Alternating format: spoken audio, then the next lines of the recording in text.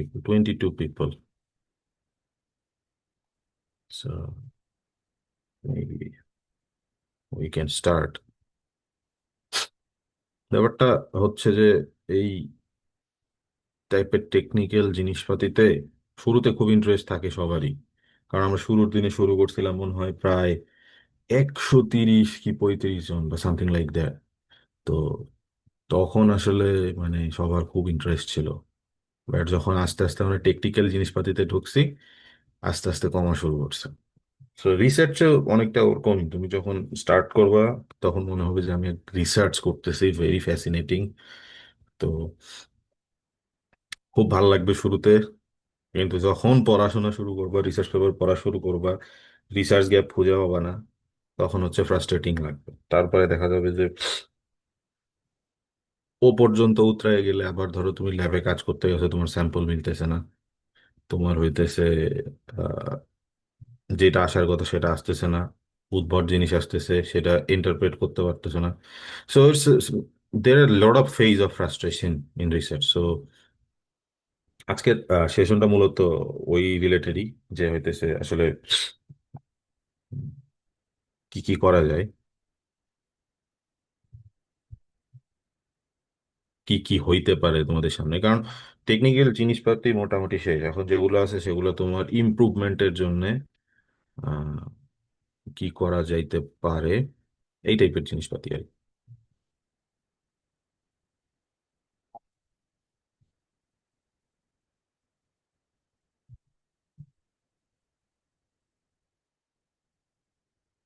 So how to improve technical writing and presentation skills. The most vital tool একজন রিসার্চারের যেটা থাকা উচিত সেটা হচ্ছে তার টেকনিক্যাল রাইটিং স্কিলস আর প্রেজেন্টেশন স্কিলস। এই দুইটা স্কিলস যদি না থাকে তাহলে তোমাকে দিয়ে কিছু হবে না, সোজা কথা। সো এই দুইটা স্কিল আসলে হইতেছে কারো ইনহেরেন্ট থাকে না। এই দুইটা স্কিল আসলে আহ, কাজ করতে করতে বিল্ড করতে হয়। তুমি যত বেশি লিখবা, তোমার টেকনিক্যাল পেপার যত বেশি পড়বা এবং লিখবা, তোমার টেকনিক্যাল রাইটিং তত বেশি ইমপ্রুভ করবে। তোমার যত যত প্রেজেন্টেশন দিবা, তত বেশি প্রেজেন্টেশন স্কিলস বাড়বে। কারণ হচ্ছে প্রেজেন্টেশনের ব্যাপারটাই এরকম যে তুমি ইভেন তুমি ধরো যে এই বছর 7, 8, 10টা প্রেজেন্টেশন দিছো, দেওয়ার পরে তোমার ফ্লুয়েন্সি চলে আসছে, তুমি আর হইতেছে পাবলিক স্পিকিং এ ভয় করো না, ভয় পাও না, যে তুমি বিভিন্ন জায়গায় গেলে মানে পাবলিক স্পিকিং করতে পারো। But the thing is that তুমি যদি আজকে থেকে আবার 3 বছর বা 4 বছর কোনো ধরনের পাবলিক স্পিকিং না করো, তুমি যদি আবার স্টেজে যাও, তোমার দেখবা যে সেম ধরনের একটা ফিলিংস চলে আসবে। তো ব্যাপারটা হচ্ছে যে এই জিনিসটা ওই যে আমরা বলি না যে চর্চার মধ্যে থাকতে হয় সব সময়। তুমি যত বেশি টেকনিক্যাল রাইটিং করবে তোমার তত যেমন রাইটিং ইমপ্রুভ করবে, তুমি যত প্রেজেন্টেশনের মধ্যে থাকবে তোমার প্রেজেন্টেশন স্কিলস তত ভালো থাকবে। সো ইটস ভেরি ইম্পর্টেন্ট যে তুমি মানে আমাদের ছেলেপেলের বিশেষ করে যারা আন্ডার গ্রেডে পড়ে গেলে সবচেয়ে বড় অন্যতম একটা বড় সমস্যা হচ্ছে তারা প্রেজেন্টেশনকে ভয় পায়। আই ডোন্ট নো ওয়াই, এনে ভয় পাওয়ার কি আছে। তারা ক্লাসে প্রেজেন্টেশন দিতে চায় না। দেখা যায় যে কোনোভাবে ফ্রেন্ড দিয়ে বা যে পারে তাকে দিয়ে যদি চালায় দেয়া যায়, oh wow, he is so proud যে সে জিনিসটা সফলভাবে উতরাই গেছে। কিন্তু ব্যাপারটা হচ্ছে যে সে তার চরম ক্ষতি করে ফেলছে, এই জিনিসটা সে বোঝে না। কারণ হচ্ছে যে ওই স্টেজ গুলাই হচ্ছে তোমার মানে প্র্যাকটিস করার জায়গা। কারণ তুমি কোথায় প্র্যাকটিস করবে? তোমার জন্য তো ফর্মাল সেট আপ কেউ বানায় রাখবে না, তাই না? তো ক্লাসে এই জন্যই প্রেজেন্টেশন রাখা হয়, যাতে তুমি জিনিসটা শিখে পরবর্তীতে মানে তুমি যখন ফর্মাল জায়গায় যে প্রেজেন্টেশন, ফর এক্সাম্পল তুমি কনফারেন্সে গেছো, তোমাকে তো তখন প্রেজেন্টেশন দেয়াই লাগবে নাকি?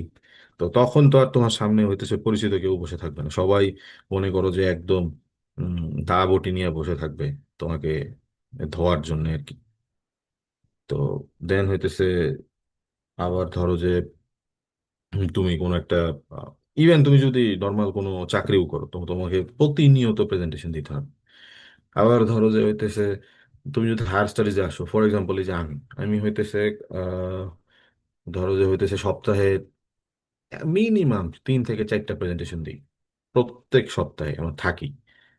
তো এখন কথা হইতেছে যে কারণ এই যে একটু পরে যে মিটিং আছে 11টায়, ওইখানেও একটা প্রেজেন্টেশন আমাকে দিতে হবে। মানে আমি কি কাজ করছি সেগুলোকে সুন্দর করে সেট আপ করে সাজায় প্রেজেন্ট করা, তার নামই তো প্রেজেন্টেশন নাকি? So you have to learn how to be a good presenter, how to prepare a good presentation slide. These are some skills you should have know. Okay. So first we will talk about how to deliver a good presentation. একটা good presentation deliver করার জন্য কি কি inherent quality তোমার মধ্যে থাকা উচিত বা বিল্ড করা উচিত, যেগুলা তোমাকে একটা ভালো প্রেজেন্টেশন দিতে হেল্প করতে পারে। First of all, calculate the time and control the number of slides. Okay. So প্রত্যেকটা প্রেজেন্টেশনের আগেই বলে দেয়া হয়, যদি ইনফর্মাল প্রেজেন্টেশন না হয়, যেমন আমার একটু পরে যে ইয়াটা আছে ওইটা kind of semi formal. So ওইখানে আমি আমি যদি বলি আমি হচ্ছে আধা ঘন্টা ধরে প্রেজেন্টেশন দিব, কেউ বিরক্ত হবে না, কারণ তারা তখন মনে করবে যে হ্যাঁ, ওর কাজই হয়তো বা এই সপ্তাহে ও এত বেশি কাজ করছে যে ওর প্রেজেন্টেশন মনে হয় আধা ঘন্টা লাগবে। তো সেক্ষেত্রে কিন্তু কেউ হচ্ছে তোমার মানে বিরক্ত হয় না। But the thing is that যে তুমি যদি ফর্মাল প্লেসে, ফর এক্সাম্পল তুমি কনফারেন্সে কোনো একটা প্রেজেন্টেশন দাও, সেই ক্ষেত্রে কি হবে, তোমার একটা টাইম ফ্রেম থাকবে, রাইট? ইটস লাইক তোমাকে হয়তো বা 15 মিনিট দিবে, তার মধ্যে হয়তো 13 মিনিট তোমাকে কথা বলতে বলবে অথবা 12 মিনিট তোমাকে কথা বলতে বলবে, আর 3 মিনিটের তোমার হইতেছে একটা কোয়েশ্চেন অ্যান্সার সেশন থাকবে।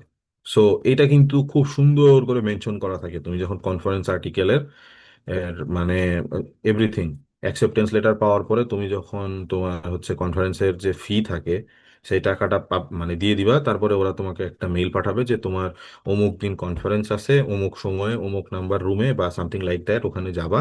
তো তোমাকে হইতেছে ওইখানে 15 মিনিট দেওয়া হবে, যাতে 12 মিনিট তুমি কথা বলবা এবং হইতেছে 3 মিনিট তোমার কোশ্চেন অ্যান্সারের জন্য রাখবা। সো তুমি কি করা উচিত তোমার এখন? তুমি হচ্ছে 15 মিনিটই কথা বলবা, আর নাকি আরো বেশি কথা বলবা, নাকি 10 মিনিট কথা বলবা? নো। তারা যেহেতু বলছে যে তোমাকে 12 মিনিট কথা বলতে হবে, 3 মিনিট কোশ্চেন অ্যান্সার সেশনের জন্য রাখতে হবে,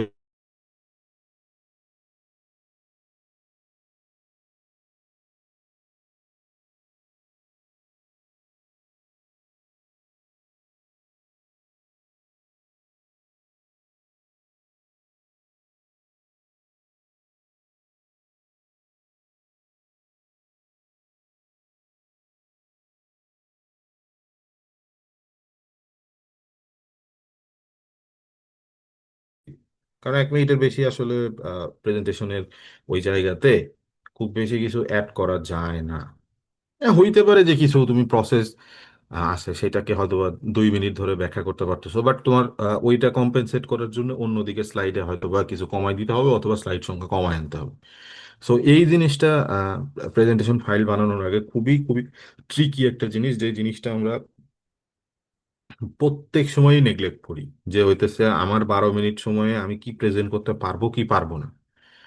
সো ইটস ভেরি ইম্পর্টেন্ট যে তুমি এই জিনিসটাকে ফার্স্টে মাথায় রাখতেছো, যে ক্যালকুলেট করে নিচ্ছ যে আমি হইতেছে এই যে 12 মিনিটে কয়টা স্লাইড বানাইতে পারবো। কয়টা স্লাইড 12 মিনিটে বলতে পারবো না, এইভাবে চিন্তা করলে দেখবা যে স্লাইড বাড়তেই থাকছে। তোমার মনে হইতে পারে যে আমি তো এর আগে হইতেছে 15-20টা স্লাইডও 12 মিনিটে বলছি, তার মানে এটা মনে হয় possible. It's not like that. তোমার মিনিটের সাথে জিনিসটা হইতেছে মানে সেম ওয়েতেই আগানো উচিত বলে আমার মনে হয়, তাইলে তুমি গুড প্রেজেন্টেশন দিতে পারবে, এবং এটা আমার প্রিভিয়াস এক্সপিরিয়েন্স থেকেও আমি দেখছি। Then use pictures rather plain text. Yeah, it's a good point যে হইতেছে তোমার মানে তুমি যদি জিনিসগুলাকে ভিজুয়ালাইজ করাইতে পারো, কারণ প্রেজেন্টেশন দেওয়ার উদ্দেশ্যই কি, যে তুমি জিনিসটাকে মানুষকে ভিজুয়ালাইজ করাইতে চাচ্ছ, তাই না? যে তুমি তো ধরো যে হইতেছে তুমি আহ এক গাদা লিখে নিয়ে আইসা এখন সামনে সব পড়া শুরু করতেছো, তো তোমার কি মনে হয় যে তোমার সামনে যারা বসে আছে তারা কি পড়তে পারে না নাকি? তো তারা যদি পড়তেই পারে, তাহলে তুমি জিনিসটা একটা প্রিন্ট আউট করে সবার হাতে হাতে ধরাই দিলেই তো পারতা, আরো সুন্দর করে আরো কনসাইজ করে ছোট করে লিখে। তোমার মনে করো যে হইতেছে সবার হাতে হাতে একটা পেজ ধরাই দিয়া বললা যে ভাই পইরা নিয়ে, তাই না? তাহলে তোমার প্রেজেন্টেশনের দরকারটা কি? এই জিনিসটা হইতেছে বুঝতে হবে। প্রেজেন্টেশন মানে হইতেছে তুমি মানুষকে বুঝাবা। তো মানুষকে বোঝানোর জন্য অন্যতম সেরা উপায় হচ্ছে পিকচার। কারণ মানুষ দেখে বুঝতে পারে বেশি, কারণ এটা মানুষের ইনহেরেন্ট কোয়ালিটি যে সে হইতেছে যে জিনিসটা, যেমন হচ্ছে দেখার থেকে শোনা বেশি মানে হইতেছে ইফেক্টিভ। যে তুমি কোনো একটা জিনিস যদি শোনো, তাহলে দেখবে এটা তোমার বেশি মনে থাকে। দেন আসে হইতেছে তুমি যদি জিনিসটাকে মানে দেখো আগে, মানে সবকিছুর জন্য তো দেখতেই হয়। সো তুমি যদি দেখা এবং শোনার এই কম্বিনেশনটা করতে পারো, তাইলে দেখবা যে তুমি হইতেছে জিনিসটাকে আরো বেশি মাথায় রাখতে পারতেছো। So that's why it's important যে তুমি হইতেছে নট অনলি খালি মানুষকে শোনাচ্ছ, তুমি জিনিসটা তাকে দেখাচ্ছ। সো ইটস ইম্পর্টেন্ট যে তুমি কিছু পিকচার ইউজ করো, কিছু গ্রাফিক্স ইউজ করো, অর এনিথিং, যেটা দিয়ে তুমি মানুষকে ভালো বুঝাইতে পারো। আর একটা জিনিস মাথায় রাখবা কি, যে তুমি যখন স্লাইড বানাচ্ছ তখন তুমি চিন্তা করবা যে হচ্ছে আচ্ছা তুমি যদি অডিয়েন্স হইতা তাহলে তোমার কাছে এই জিনিসটা কেমন লাগতো, তাই না? যে তুমি ধরো যে ঠিক আছে, অনেকেই আছে পিকচার ইউজ করে, যে তারা পিকচার ইউজ করছে, but the thing is that যে তাদের পিকচার হইতেছে তারা নিজেরাই বুঝতেছে না। সো পিকচার গুলার মধ্যে অবশ্যই ইন্ডিকেশন থাকতে হবে। এই যে সূক্ষ্ম সূক্ষ্ম যে জিনিসগুলো আছে, যে কোনটা কি, ধরো দুইটা পিকচার দিয়ে তুমি তাদের নিচে ক্যাপশন দাও নাই, বা তুমি মেনশনও করো নাই যে হইতেছে কোনটা কোন পিকচার, খালি বলে যাচ্ছ এটাও এই করে ওইটা এই করে সেটা এই করে, বাট তুমি কোনো সময় এটা ইন্ডিকেট করে দাও নাই যে স্লাইডের মধ্যে যে কোনটা কি। তো এই যে সূক্ষ্ম সূক্ষ্ম জিনিসগুলো, এগুলো খুব ইম্পর্টেন্ট যে তুমি স্লাইডের মধ্যে এই জিনিসগুলো অ্যাড করতেছো কিনা। তারপরে ধরো যে হচ্ছে একটা ডিভাইসের ছবি তুমি দিছো, বা ডিভাইসের পার্ট গুলা তুমি হইতেছে মেনশন করে দাও নাই, কিন্তু তুমি সমানে বলেই যাচ্ছ অমুক পার্টের এই কাজ, তমুক পার্টের এই কাজ, তাহলে তো হবে না। তোমাকে ওই ডিভাইসের জিনিসকে, কম্পোনেন্টকে যেগুলো নিয়ে তুমি ডিসকাস করবা, অবভিয়াসলি যেগুলো নিয়ে ডিসকাস করবা ওই জিনিসগুলো তোমাকে ডিনোট করে দিতে হবে। এবার ইভেন তুমি যদি ডিসকাস না করো এবং সেইটা যদি তোমার জন্য ইম্পর্টেন্ট না হয়, আমি বলবো সেটা মেনশন করার দরকার নাই। কারণ মানুষ তখন ডিস্ট্রাক্টেড হয়ে যাবে, কারণ মানুষ এট এ টাইম অনেকগুলো জায়গায় কনসেন্ট্রেট করতে পারে না। সো তোমার উচিত তুমি যে সমস্ত জিনিসগুলো মানুষকে বুঝাইতে চাচ্ছ শুধুমাত্র ওই জিনিসগুলোতে ফোকাস করানোর জন্য ওই জিনিসগুলো হাইলাইট করবা স্লাইডে যে তুমি একটা গুড প্রেজেন্টার হয়ে উঠতেছো। Then use eye catchy and reasonable title for the slides, yes. এই জিনিসটা করা উচিত, সেটা হচ্ছে যে তোমার স্লাইড পড়েই যাতে মানুষ একটা ধারণা পায় যায় যে তুমি এখানে কি বলতে চাচ্ছ। কারণ মানুষ কিন্তু পড়েই টাইটেল, ওই পুরা স্লাইডে বহুত কিছু থাকে, অত কিছু এট এ টাইম ওই প্রসেস করা তোমার জন্য যেমন বলা টাও টাফ, মানুষের জন্য প্রসেস করাটাও টাফ, কারণ খুবই কম সময়ে সে দেখতেছে জিনিসগুলো। সো এই জন্য স্লাইডটা যদি খুবই মানে ওজনদার স্লাইড না হয়, মানে টাইটেলটা যদি মনে করো যে হইতেছে মানে ভ্যালু না থাকে, ভ্যালু অ্যাড না করে যে কি বলতেছে সে এই জিনিসটা, মানে কি ডিসকাস করা হবে এই স্লাইডে, ওই টাইপের জিনিসপাতি যদি না থাকে তাহলে দেখবা যে তুমি হইতে মানে তোমার প্রেজেন্টেশনটা খুব একটা ভালো হবে না। সো এই ক্ষেত্রে কিছু কিছু জায়গা আছে যে জায়গাগুলোতে আমি মানে পার্সোনালি প্রেফার করি ডাব্লিউএইচ ইউজ করতে। যেমন ধরো যে এই যে এই এই স্লাইডটার হইতেছে শুরুতে মানে হইতেছে টাইটেল কি দেয়া আছে, how to deliver a good presentation. So এই যে ডাব্লিউএইচ ইউজ করছি হাউ, রাইট? সো এটা ইউজ করার পরে তোমার কি মনে হয়, মানে যখন আমি এই স্লাইডটা ওপেন করছি তুমি কি সাথে সাথে বুঝে ফেলো নাই যে এখানে এমন একটা কিছু নিয়ে ডিসকাশন হবে যেটা থেকে আমি হয়তোবা জানতে পারবো যে একটা গুড প্রেজেন্টেশন কিভাবে দেয়, right? So it's a very good way to express your thought using WH question. So তোমরা এই জিনিসটা ফলো করতে পারো, বা বিভিন্ন জায়গায় যেখানে ডাব্লিউএইচ প্রয়োগ করা যায় ওইখানে ইউজ করতে পারো। And then comes the check fonts and yeah, these are very important thing। কারণ হইতেছে দেখা যায় যে আমি এইখানে যে স্লাইডটা বানাচ্ছি এইটার ফন্ট কিন্তু খুব বেশি দেয়া নাই। কারণ কি, কারণ আমি জানি এটা আমি প্রেজেন্ট করব হইতেছে আর এটা আমার হবে হচ্ছে জুমে। তো সবাই হইতেছে কোন ইদার কেউ ল্যাপটপে আর কেউ ফোনে, তাদের স্ক্রিনে দেখবে। সো স্ক্রিনে দেখার জন্য যেই ধরনের ফন্ট দরকার, যেই ধরনের কালার দরকার, আমি ওইটাই জাস্ট ইউজ করছি। বাট এই সেম জিনিস যদি আমি হইতেছে ধরো ফর এক্সাম্পল আমাদের অডিটোরিয়ামে আমি যদি এই প্রেজেন্টেশনটা দিতাম, তাহলে কি আমি সেম ফন্ট ইউজ করতাম? নেভার। কারণ হচ্ছে আমি জানি যে এই সেম ফন্ট ইউজ করলে মানে সবাই ঠিক মতো দেখতে পারবে না। সো আমার জিনিসটা মাথায় রাখতে হবে যে তোমাকে কিন্তু এই জন্যই এই জিনিসটা মেনশন করে দেয় যে প্রত্যেকটা কনফারেন্সে যে তোমার প্রেজেন্টেশনটা কই হবে, তোমার কি সেমিনার রুমে হবে, তোমার কি অডিটোরিয়ামে হবে, নাকি তোমার কোনো ক্লাসরুমে হবে। এইটা কিন্তু মেনশন করা থাকে, কারণ হইতেছে যাতে তুমি এই স্লাইডগুলো সম্পর্কে ভালো আইডিয়া পেতে পারো আর কি। ইভেন ভালো ভালো কনফারেন্সে তোমাকে এটা বলেও দিবে যে তোমার ফন্ট কত ইউজ করা উচিত এবং কালার কি ইউজ করা উচিত না, উচিত না। আবার ধরো যে কালারের ক্ষেত্রে যে জিনিসটা, একটা মানে ডিসেন্ট কালার ইউজ করা উচিত, যে ইটস নট লাইক যে অনেক বেশি চকচকা কালার যেটা দেখতে খুব খারাপ লাগে, নাম্বার ওয়ান চোখে বাঁধে।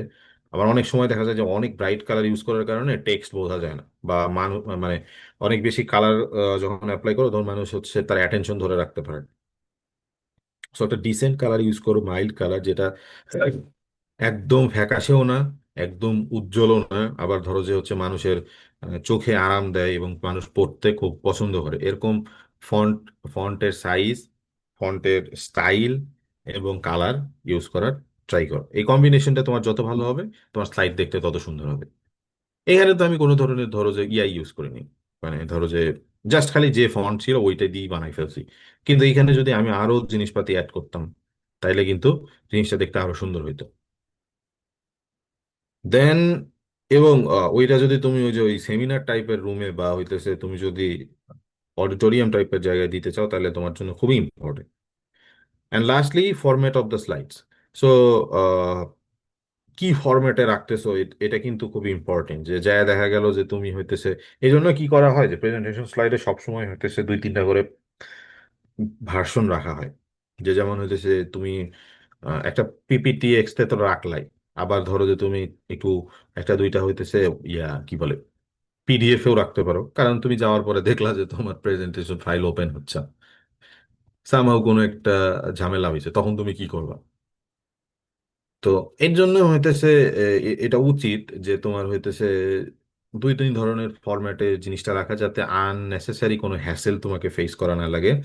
আর একটা ব্যাপার হচ্ছে ফরম্যাটিং এর ক্ষেত্রে, মানে স্লাইড ফরম্যাটিং এর ক্ষেত্রে যে জিনিসটা করা উচিত সেটা হচ্ছে যে তোমার ঠিক মতো জাস্টিফিকেশন করা উচিত। কারণ দেখা গেল যে কিছু লেখা এইখানে, কিছু লেখা এইখানে, আর কিছু আর কিচ্ছু নাই। তো so এইখানে যদি তুমি স্লাইড এক্সাম্পল, কিছু কিছু লেখা এইখানে আর কিছু লেখা এইখানে, তাতে এটাতে কি বোঝাতে চাচ্ছ তুমি?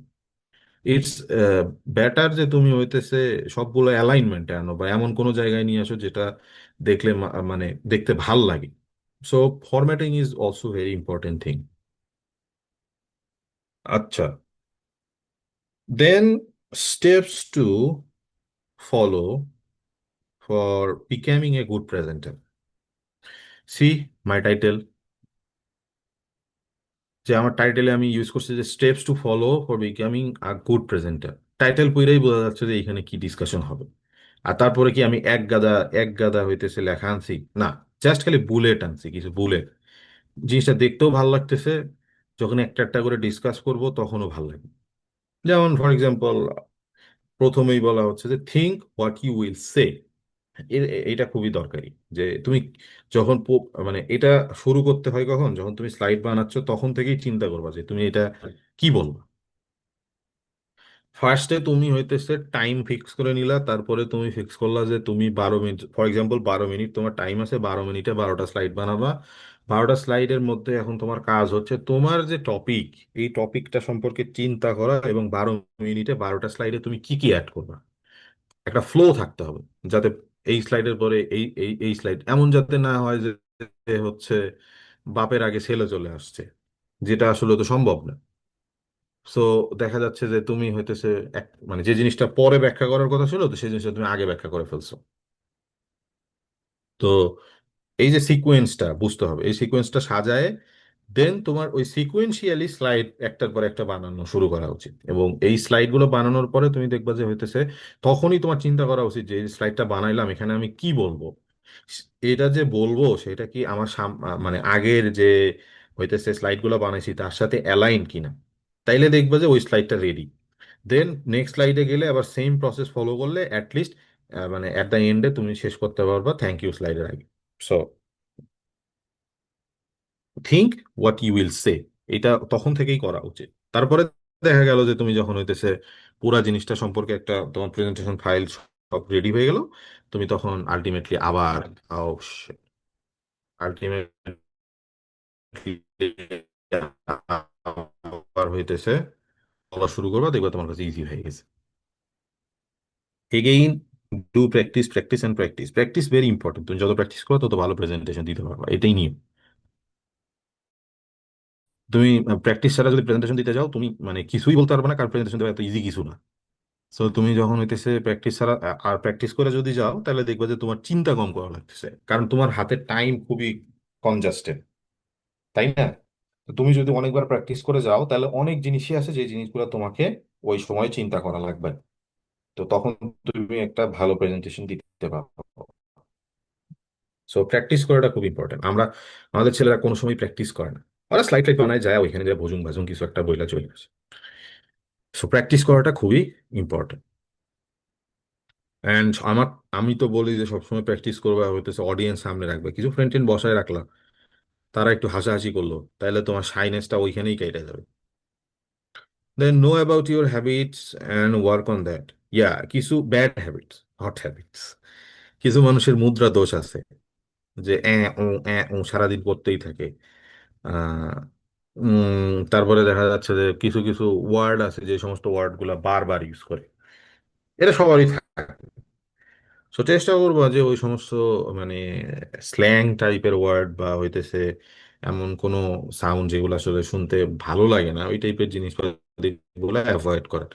এটা তুমি নিজেই বুঝতে পারবা যে তুমি কি কি ধরনের কথাবার্তাগুলো বেশি বলো, ওগুলা অ্যাভয়েড করে ট্রাই করবা। Eye contact with audience is important, but eye কন্ট্যাক্টটা করা একটু টাফ, কারণ হইতেছে আই কন্ট্যাক্ট মানে হইতেছে কি, প্রত্যেকটা মানুষের চোখে চোখে তাকায় দেখতে হবে না তোমাকে, it's not like that. Eye contact মানে হচ্ছে একটু মানে যাতে দেখে মনে হয় যে না, তুমি হইতেছে খালি একটা জিনিসের দিকে তাকায় না, চেষ্টা করো বিভিন্ন দিকে একটু তাকায়, মানে একটু ভাব নিয়ে আর কি, যে হইতেছে আমি বিশাল জ্ঞানী লোক, আমি দেখো আমি প্রেজেন্টেশন দিচ্ছি, এরকম একটা ফিলিংস যাতে মানুষ পায়, যে এর নাম eye contact. It's not like যে তুমি হইতেছে এই যে ওই পারে কে আছে, ওই পারে কে আছে, এইটা করলে তোমার হচ্ছে কনসেন্ট্রেশনের 12টা বাজে যাবে। সো আই কন্ট্যাক্ট করা মানে জাস্ট একটু তাকায় দেখলা যে কমের কমের কম, that's like, that's it. Then don't be nervous and find your comfort zone. হ্যাঁ, কমফোর্ট জোন খুঁজে বের করাটা খুবই খুবই দরকারি। আর নার্ভাস না হওয়ার জন্য আমি সবসময় যে জিনিসটা নিজে করি, সেইটা হচ্ছে যে তোমার মনে করো যে আহ, আমি চিন্তা করি আমার সামনে যারা বসে আছে এরা কেউ কিচ্ছু জানে না, এরা সব বলদ, আমি এই রুমের মধ্যে একমাত্র জ্ঞানী লোক, তো আমি যেটা বুঝাবো ওইটাই। আর তুমি যদি এইটা চিন্তা না করে যদি মনে করো তোমার সামনে যারা বসে আছে তারা হইতেছে চাকা ডিটারজেন্ট পাউডার নিয়ে বসে আছে তোমাকে ধোয়ার জন্য, তো তাইলে তুমি মনে করো যে শেষ। আর যদি তুমি কন্টিনিউসলি চিন্তা করতে থাকো যে আমার কিউএনএ সেশনে কি হবে, আমার কিউএনএ সেশনে আমাকে মনে হয় একদম খাইয়ে ফেলবে, তাইলে you are done. So comfort জোনে থাকতে গেলে, তোমার নার্ভাসনেস কাটাইতে গেলে তোমাকে এই জিনিসটা নিয়েই ঢুকতে হবে, মাইন্ড সেট আপ নিয়ে, যে আমার সামনে যারা বসে আছে এরা কেউ কিচ্ছু জানে না, আমি এই রুমের একমাত্র জ্ঞানী লোক। সো আমি যা বুঝাবো ওইটাই। তাইলে দেখবা যে তুমি ফুল কনফিডেন্স পাচ্ছ। আর তুমি যখন ফুল কনফিডেন্স পাবা না, তখন অডিয়েন্সও দেখবা যে তোমাকে আর ওইভাবে বদার করার সাহস পাবে না। কিন্তু যদি একবার দেখছে যে তুমি নার্ভাস হইছো, তাহলে পুরো অডিয়েন্স তোমারে পায়ে বসছে, তুমি শেষ। So don't be nervous, okay? And lastly, the move, try not to memorize and reading slides. এই যেটা আমাদের ছেলেপেলে সবসময় করে, যে এক জায়গায় দাঁড়ায় আছে, দাঁড়ায় ধুমসে মুখস্থ করে এসে বলতেছে, এ তো বলতেছে, এ তো বলতেছে। আর আর আরেক বান্দা আছে, সে হইতেছে পড়তেছে, এ তো পড়তেছে, এ তো পড়তেছে। সো এইগুলা করা যাবে না। মুভ করো, একবার এই পাশে যাও, ওই পাশে যাও, দেখবা যে রিল্যাক্স লাগতেছে, মাঝখানে একটু পানি খাও, ব্রেক নাও, দেখবা যে আরো বেশি প্রফেশনাল লাগতেছে তোমাকে। অবশ্যই প্রেজেন্টেশন দিতে পানি নিয়ে যাবা সাথে করে, সামনে পানির বোতল রাখবা, একটু পানি, মাঝে মাঝে পানি সিপ নিবা। পানি নিলে যেটা হয়, পানি খেলে যেটা হয়, তোমার ব্রেনটা তখন যখন তোমার তুমি যখন এই যে অনেক বেশি কনসেন্ট্রেশন নিয়ে অনেক ইয়া নিয়ে যখন মানুষের সামনে দাঁড়ায় প্রেজেন্ট করতেছো, তখন কিন্তু তোমার হইতেছে শরীর ডিহাইড্রেটেড হয়ে যায়। আর যখনই তোমার ডিহাইড্রেশন হবে, তোমার ব্রেন কিন্তু ঠিকঠাক কাজ করবে না। এই জন্য নিয়ম হচ্ছে, এবং দেখবা যে ওই জন্যই মানুষের গলা শুকায় যায়। এই জন্য নিয়ম হচ্ছে প্রেজেন্টেশনের মাঝখানে একটু একটু সিপ নেয়। অনেকে দেখো না যে প্রেজেন্টেশনের সময় হাতে বোতল নিয়ে ঘোরে, ওইটাই কারণ। একটু একটু করে সিপ নিলে দেখবা যে তোমার ব্রেনটা আবার মানে হাইড্রেটেড হচ্ছে, তুমি ভালো কাজ করতে পারবা আর কি, মানে ডেলিভার করতে পারবা। So it's important.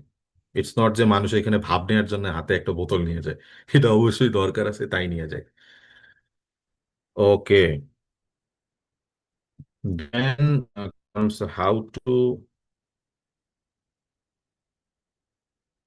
to improve writing. এখন আমরা প্রেজেন্টেশন সম্পর্কে মোটামুটি একটা ধারণা পাইলাম। যদি কারো কোশ্চেন থাকে তাইলে আমরা লাস্টে নিব। তো প্রেজেন্টেশন কেমনে দিতে হয়, স্লাইড কেমনে বানাইতে হয়, হাবিজাবি রিলেটেড যে কথাবার্তা, এগুলো সম্পর্কে আমরা জানলাম। এখন আমরা ডিসকাস করবো how to improve writing. Writing স্কিলসটা কেমনে ইমপ্রুভ করা যায়। তো for improving your writing, you have to read a lot. তুমি যত বেশি পড়বা, তুমি তত ভালো লিখতে পারবা, এটার কোনো বিকল্প না। এই জন্যই আমি বারবার বলি, শুরু থেকেই বলতেছি, এই সেশনের শুরুর দিন থেকেই, রিড রিড রিড। রিসার্চে রিডের কোনো বিকল্প নাই। তুমি যেটাই করতে চাও, যেখানেই ভালো করতে চাও, তুমি সেটা হাইপোথিসিস দাঁড় করানোতে হোক, আর তোমার পেপার রাইটিং এ হোক, বা তোমার হইতেছে প্রেজেন্টেশনে হোক, সব ক্ষেত্রেই তোমাকে পড়তে হবে। কারণ তুমি না পড়লে নলেজ পাবা কোথায়, তাই না? তো তুমি যত বেশি পড়বা তত ভালো লিখবা। Then try to use easy language. That's important. যে মানে তুমি মনে করো যে হইতেছে একটা টেকনিক্যাল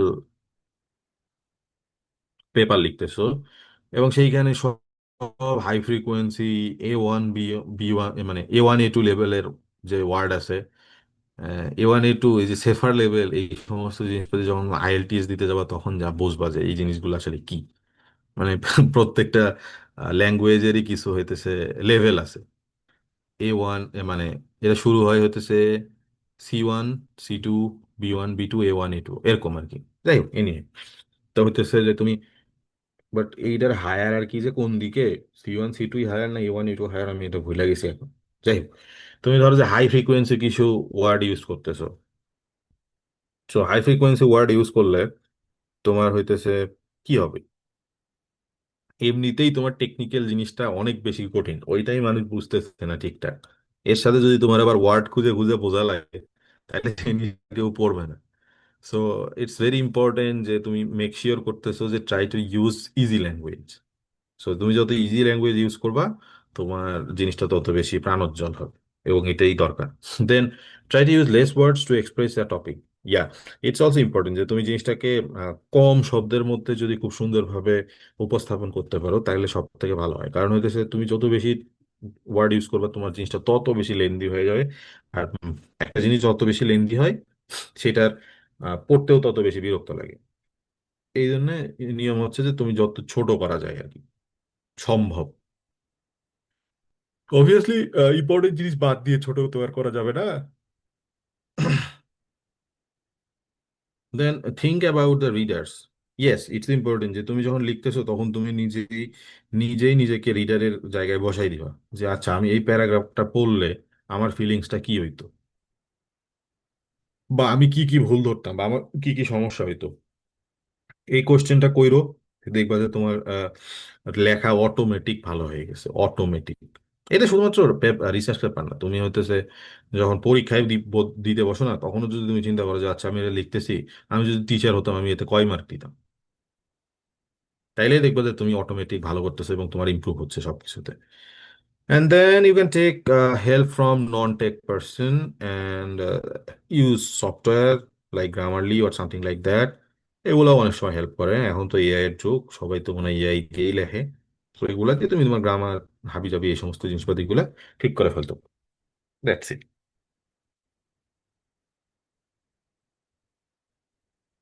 ওকে, এখন আমরা ডিসকাস করব যে একজন গুড রিসার্চারের কি কি হ্যাবিট থাকা উচিত।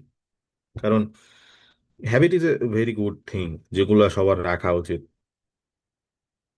যেমন প্রথম হ্যাবিট যেটা সবার থাকা উচিত, সেটা হচ্ছে try to keep writing records, যেটা আমরা কেউই রাখি না। আমরা মানে হইতেছে ওই ইম্পর্টেন্ট একটা জিনিস, আমি ল্যাবে কাজ করছি, কাজ করার পরে একটা A4 শিটে নোট নিছিলাম, এবং এটা আমি নিজেও জানি যে ওটা খুবই ইম্পর্টেন্ট, বাট কি হইলো, হঠাৎ করে ফ্রেন্ড কল দিছে, এই চল খাইতে যাচ্ছি। ধাপ করে আমি ল্যাব থেকে নাইবা খাইতে চলে গেলাম। যাওয়ার পরে মাঝ রাস্তায় কি মনে হয়েছে জিনিসটা আমি হইতেছে পকেট থেকে বের করে ফালাই দিছি। অথবা হইতেছে মাঝ মাঝ রাস্তায় মুড়ি খাইছি, খাওয়ার পরে হাতে তেল ভরছে এবং হইতেছে ওইটা দিয়ে মুইসা ফালাই দিছি। তারপরে আমি 2-3 দিন পরে প্রফেসর আমাকে জিজ্ঞেস করতেছে বা সামথিং লাইক দ্যাট যে আমার এই জিনিসটা দরকার, আমি আবার রেপ্লিকেট করবো। আমি মানে গরু খোঁজা খুঁজতেছি যে আমার ওই রেসিপি কই। রেসিপি তো অলরেডি মনে হয় ততক্ষণে জায়গা মতো চলে গেছে। সো নিয়ম হচ্ছে, তুমি যদি রিসার্চ করো, তোমার একটা, তুমি যদি ল্যাবে কাজ করো তাহলে তো অবশ্যই তোমার একটা ল্যাব রেকর্ড থাকবে, একটা এরকম ধরো যে মোটা, প্রায় 200-300 পেজের একটা মোটা হইতেছে নোটবুক। এবং সেটা খুবই মানে দামি নোটবুক কিনে নেওয়া উচিত, যেটা আসলে বহুত দিন থাকবে। তো আর সেটা ধরো যে হইতেছে এমন না যে দ্রুত নষ্ট হয়ে যাবে বা হইতেছে ছিঁড়ে যাবে, এরকম না। এটা যাতে কয়েক বছর পর্যন্ত রাখা যায়, এরকম পেপার পাওয়া যায় না যে দামি কিছু বাইন্ডেড খাতা পাওয়া যায় না, ওই ওই টাইপের জিনিসপাতি তোমাদের কিনে নেওয়া উচিত। এবং ওখানেই রেকর্ড, ট্র্যাক রেকর্ড রাখা উচিত, রেগুলার কি করতেছো, কেমনি কি, কোনটা কি হাবি যাবি, এই টাইপের জিনিসপাতিগুলা ওইখানে থাকবে। ইভেন তুমি মানে এটা এটা শুরু থেকেই করা উচিত, যে যখন তুমি রিসার্চ শুরু করতেছো তো তোমার ওই খাতার নামই রিসার্চ খাতা হওয়া উচিত, এবং ওইখানে তুমি সমস্ত জিনিসপাতিগুলো ট্র্যাক রেকর্ড রেখে দিবা। আর যারা কমফোর্টেবল হচ্ছে অনলাইনে, তারা হইতেছে অনলাইন রেকর্ড কিপিং যে টুলস গুলা আছে ওগুলা ইউজ করতে পারো। That that also very useful thing. যেমন অনেকেই আছে যারা হচ্ছে গুগল শিট ইউজ করে, শিটে ডেট ওয়াইজ বিভিন্ন সাজায় রাখে যে আজকের দিনে সে কি কি করছে। ধরো যে ওই ওই রেসিপিটা তারা হইতেছে কোন কোন মেটেরিয়ালটা কত গ্রাম ইউজ করছে বা হাবে যাবে সামথিং লাইক দ্যাট, ওগুলা তারা হইতেছে ওই এক্সেল শিট গুলাতে পুট করে রাখে। যে যাতে কি হয় যে ওটা একটা অনলাইন ব্যাকআপ থেকে যায়, তোমার ডিভাইসও যদি হারায় যায় তাহলে তুমি পরে ওগুলাকে রিকভারি করতে পারবা। সো এই টাইপের রেকর্ড রাখা খুবই ইম্পর্টেন্ট। সবসময় চেষ্টা করবা সবকিছু রেকর্ড রাখতে। তারপরে ধরো যে তুমি একটা কিছু বানাইছো, সাথে সাথে ওইটার জিনিসটা খুবই ভালো হয়েছে বা খুবই খারাপ হয়েছে, ছবি তুলে অনলাইনে কোনো একটা জায়গায় রেখে দিলা, তোমার গুগল ড্রাইভে রেখে দিলা। কারণ এই জিনিসগুলো হারাবে শিওর। ইভেন তুমি যদি ছবি তুলে ফোনেও রাখো, ওগুলো ডিলিট হয়ে যাবে। সো শুধু ওইখান পর্যন্ত নিলেই হবে না, তুমি ছবিটা তুলে এই একটা কোনো একটা জায়গায় সার্ভারে রেখে দাও, যে এখান থেকে রিকভার করা পসিবল। দেন গুড লিসেনার হওয়ার ট্রাই করো। আমরা কিন্তু শুনতে চাই কম। এই যে শুনতে চাওয়া, একজন গুড লিসেনার হওয়া কিন্তু খুবই ইম্পর্টেন্ট, যে একজন মানুষ কি বলতে চাচ্ছে, তার কি এক্সপ্রেস করতে চাচ্ছে। এইটা যদি তুমি একজন গুড লিসেনার না হইতে পারো, তুমি জীবনে সুখী হইতে পারবে না। ইউনো, যে জীবনে সুখী হইতে গেলে একজন গুড লিসেনার হওয়া দরকার। সো ইটস ভেরি ইম্পর্টেন্ট যে তুমি মানুষ কি বলতেছে শোনো, সে তার কথা ভালো করে শোনো। তাইলে দেখবা যে অনেক কিছু বুঝতে পারতেছো। So it's important to be a good listener. Then কি পেশেন্স, পেশেন্সটা খুবই ইম্পর্টেন্ট রিসার্চ। কারণ রিসার্চে আসবে আর তুমি আর তোমার পেশেন্স থাকবে না, তাইলে তুমি শেষ। কারণ প্রত্যেকটা স্টেপেই ফ্রাস্ট্রেটিং, প্রত্যেকটা স্টেপ ফ্রাস্ট্রেটিং। আমি বলতেছি যে এটা খুবই ফ্রাস্ট্রেটিং একটা জার্নি, কিন্তু কিন্তু এইটার পরেই যে রেজাল্টটা পাবা, মানে ইটস কাইন্ড অফ হইতেছে বড়শি দিয়ে যারা মাছ ধরছে তারা খুব ভালো ফিল করতে পারে। যে ধরো যে আমি এরকম যে পুকুরে বসে আসি আসি 2 ঘন্টা 3 ঘন্টা 4 ঘন্টা, একদিন গেল কোনো মাছ ধরতে পারিনি, পরের দিনও আবার গেলাম, বসে আসি আসি আসি কোনো মাছ নেই। 3 নম্বর দিন যায়, দেখা গেল যে বিকালবেলা ঠাস করে আমার একটা মাছ আমার বসে গিলে ফেলছে। এবং ওই মাছটাই ধরো যে আমি হচ্ছে 2-3 মানে 20-30 মিনিট খেলানোর পরে তুললাম। তাহলে আমার এই যে প্লেজারটা আমি পেলাম, এই যে ডোপামিন যে আমার যে রিলিজ হইলো, এইটা যে পরিমাণে তোমাকে প্লেজার দিবে, এইটা বাকি 3 দিনের যে কষ্ট, এই যে তুমি ঘন্টার পর ঘন্টা বিরক্তি নিয়ে বসেছিলে, এই জিনিসগুলা এক মুহূর্তে ভুলে যাওয়া। তো তোমার ক্ষেত্রে রিসার্চের ক্ষেত্রে মাসটা হইতেছে তোমার কোন একটা রিকগনাইজেশন হইতে পারে, তোমার তুমি একটা রিসার্চ পেপার পাবলিশ করে ফেলছো, এটা কিন্তু একটা অনেক বড় রেকগনাইজেশন। বা তুমি একটা কিছু করছো, তুমি তোমার রিসার্চের থ্রুতে তোমার ক্যারিয়ারে কোনো একটা ভালো কিছু হয়েছে, বা তুমি কোনো একটা জায়গায় পড়তে যাচ্ছ যেখানে তোমার রিসার্চটা হেল্প করছে, তখন তুমি আর পুরো পিছনের দিনগুলাকে মনে করতে পারবা না। তখন তোমার পেছনের দিনগুলাকে মনে হবে ওয়াও, আমি লাইফে কিছু করছি। সো এই ফ্রাস্ট্রেটিং জার্নি, যখনই তোমার মধ্যে ফ্রাস্ট্রেশন কাজ করবে, তুমি তখন ওই দিনগুলোর কথা চিন্তা করবা। যখন চিন্তা করবা যে হচ্ছে আজকে কষ্ট হচ্ছে হোক, কিন্তু যেদিন আমার পেপারটা পাবলিশ হবে ওই দিনের ফিলিংসটা কিরকম হবে, দেখবা যে তোমার মধ্যে মোটিভেশন কাজ করতেছে। এই জন্য সেলফ মোটিভেশনটা খুবই জরুরি। যে সমস্ত লোকজন খুব বেশি ফ্রাস্ট্রেটেড হয়ে সবকিছু ছেড়ে দেয়, তাদের মধ্যে সেলফ মোটিভেশনের খুব অভাব, তারা নিজেরা নিজেদেরকে মোটিভেট করতে পারে না। এই জন্য এই জিনিসটা বিল্ড করো, বিল্ড করার ট্রাই করো যে তুমি তোমার মধ্যে মানে তুমি নিজেকে নিজে মোটিভেট করতে পারো। নিজের সাথে বসো, বোঝো, একা একা টাইম স্পেন্ড করো, দেখবা যে তুমি জিনিসটা অ্যাডপ্ট করতে পারতেছো। And that's important. এই জন্যই তো আল্লাহ বলছে না কোরআনে, ইন্নামাল ইউসরি ইউসরা, যে হইতেছে ওই যে কি বলে, দুঃখের পরেই সুখ অর সামথিং লাইক দ্যাট, অস্বস্তির পরেই স্বস্তি আছে। সো এরকম যে তুমি তো এখন চিন্তা করতেছো যে আহ হয়তো বা তোমার খুবই ফ্রাস্ট্রেটিং লাগতেছে, কিছুই হচ্ছে না, কিন্তু যেদিন তোমার হবে তখন তোমার যে ফিলিংসটা, এইটার কথা চিন্তা করবা, তাইলে দেখবা যে এই যে ফ্রাস্ট্রেটিং জার্নিটাতে তুমি মোটিভেশন পাচ্ছ, এবং আলটিমেটলি তুমি জিনিসটা উতরাই ফেলতেছো। সো ইটস ভেরি ইম্পর্টেন্ট যে কিপ পেশেন্স। কারণ এই জিনিসটা একদিনে তো হবে না, আর একদিনে হওয়া উচিত না। তুমি হইতে পারে তুমি শর্টকাটে কিছু একটা করলা রিসার্চে, যেমন কি করলা, হয়েছিল করতা, তারপরে দেখা গেল যে ফ্রেন্ডের একটা পাবলিকেশন হয়েছে, তোমার নাম ঢুকাই দিছে। এতে কি তোমার কি মানে কি মনে হয় যে তুমি খুবই মানে তোমার কাছে খুব ভাল লাগবে? তোমার ফ্রেন্ড যতটা বেশি স্যাটিসফাইড, সে যতটা বেশি খুশি, তুমি কি ততটা খুশি হইতে পারবা? তোমার নিজেকে একবার জিজ্ঞেস করো যে তোমার তুমি কি করছো এই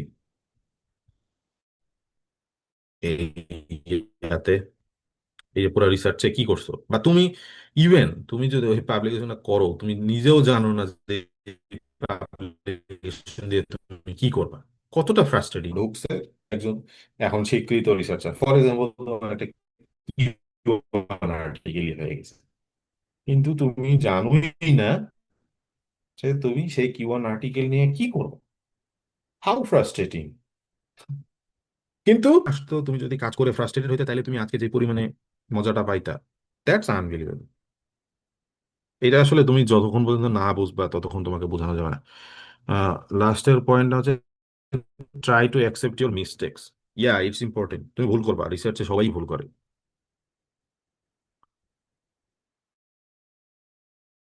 সো ভুলগুলাকে স্বীকার করো এবং ভুলগুলাকে শুধরানোর চেষ্টা করো। গিভ আপ করো না, নেভার গিভ আপ। এইটাই। আচ্ছা, রিসার্চ রিলেটেড কিছু ডিসকাশন, সেটা হচ্ছে যে ফর্মাল ইমেইল লেখা শিখতে হবে। তোমাকে কিভাবে একটা ফর্মাল ইমেইল লিখতে হয়, এই জিনিসগুলো সম্পর্কে আইডিয়া থাকতে হবে। কারণ রিসার্চে তোমার রিসার্চ করার সময় তোমার অনেক জনের সাথে কথা বলা লাগতে পারে, অনেককে ইমেল করা লাগতে পারে, প্রপোজাল সাবমিট করা লাগতে পারে। যে ফর এক্সাম্পল তুমি কোনো একজন প্রফেসরকে সাথে তার আন্ডারে পিএইচডি করতে চাচ্ছ, তাহলে তোমাকে একটা ফর্মাল ইমেল পাঠাইতে হবে না, করতে চাচ্ছ।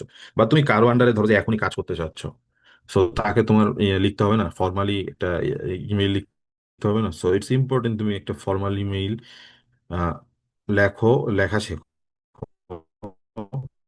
এটাতে ইমেইল লেখার কথা বললাম, ইমেইল অ্যাড্রেস। সো তুমি যখন ইমেইলটা করতেছো, ফর্মাল ইমেইলটা লিখতেছো, তুমি একটা খুব সুন্দর ফর্মাল ইমেইল লিখে পাঠাইলে, তাই না? তো ফর্মাল ইমেইল অ্যাড্রেস কিরকম হতে পারে? যদি রুয়েটের যে ইমেল অ্যাড্রেসটা, এটা আমার কাছে কোনো ক্রমেই ফরমাল মনে হয় না। যে যেন আমার ইমেল অ্যাড্রেস 18130222 @student.ruet.dc.bd। এইটা কি? এই ধরনের ইমেল অ্যাড্রেস কোনোদিনই ফর্মাল হয় না। ফর্মাল ইমেল অ্যাড্রেস হইতেছে, যেমন হইতেছে আমার ইউটি টাইলারের যে ইমেল অ্যাড্রেস, এটা কাইন্ড অফ ফর্মাল। যেমন হইতেছে যে এটা হচ্ছে habib3@patriots.eattyler.edu। তো এই যে আমার নাম এ হাবিব, মানে আসানুল হাবিব, সেখান থেকে তারা বানাইছে এ হাবিব, দেন একটা নাম্বার ইউজ করছে ডিজিট 3 ব্লা ব্লা ব্লা। সো এইটা হচ্ছে একটা ফর্মাল ইমেইল অ্যাড্রেস। বা ধরো যে আমার ই ইমেল অ্যাড্রেসটাও কাইন্ড অফ ফর্মাল, যেমন হতেছে আসানুল হাবিব স্মরণ@gmail.com, কারণ আমি আমার ফুল নেম।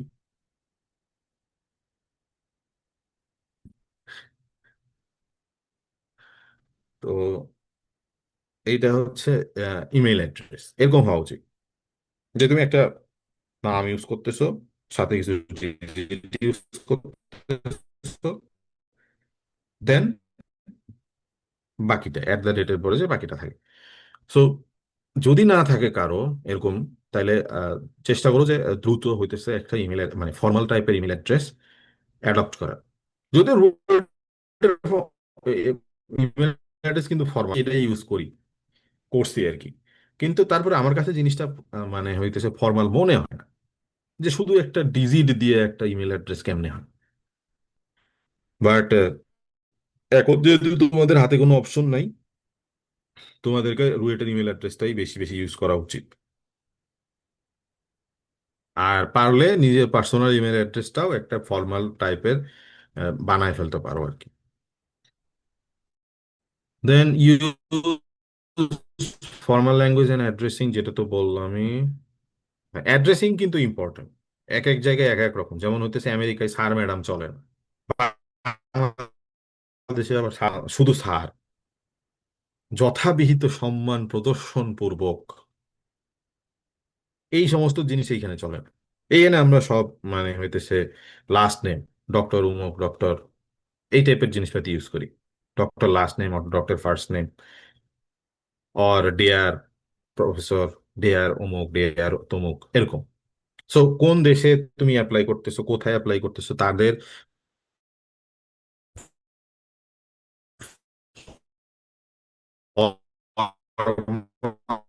অ্যাড্রেসিং দেন লেখা উচিত। কারণ তুমি যদি জিনিসটা না করে ধরো যে হইতেছে স্যার ম্যাডাম লিখে পাঠায় দাও, তাহলে জিনিসটা আসলে ব্যাকফায়ার করে যাইতে পারে। So it's important. And lastly, right to the point. হ্যাঁ, ইমেইলে তুমি হইতেছে তো আর হইতেছে দুনিয়াদারি লিখবা না, তাই না? ইমেইলে লেখা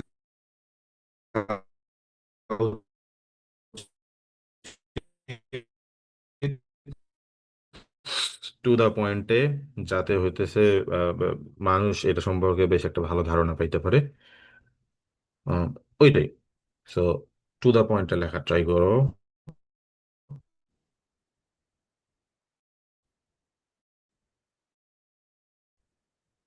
এইখানে একটা এক্সাম্পল আছে ইমেইলের, ফর্মাল ইমেইল দেখতে কেমন হয়।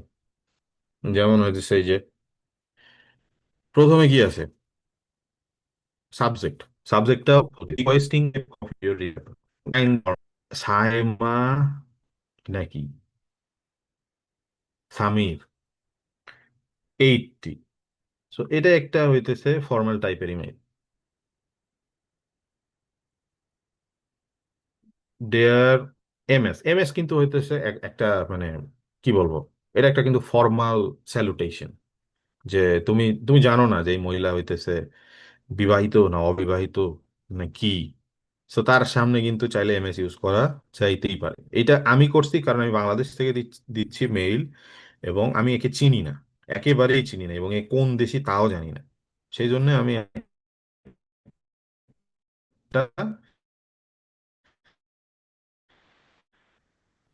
নিউট্রাল টাইপের স্যালুটেশন এখানে ইউজ করছি। বাট আমি যদি জানতাম যে হচ্ছে সে ইউএস এর, এই এই মাদানি হচ্ছে ইউএস এর, তো তখন দেখতাম যে ডক্টরেট করা ডক্টর মাদানি ইউজ করতাম। তো যেহেতু আমি জানিই না এবং বাংলাদেশ থেকে লিখতেছি, তখন আমি আমার কালচার অনুযায়ী শুধু নিউট্রাল একটা স্যালুটেশন ইউজ করছি, যে ডিয়ার মিস মাথান।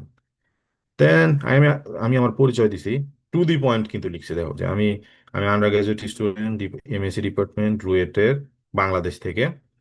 আমি এই জিনিসে রিসার্চ করতেছি, কারণ ন্যানোটিউব।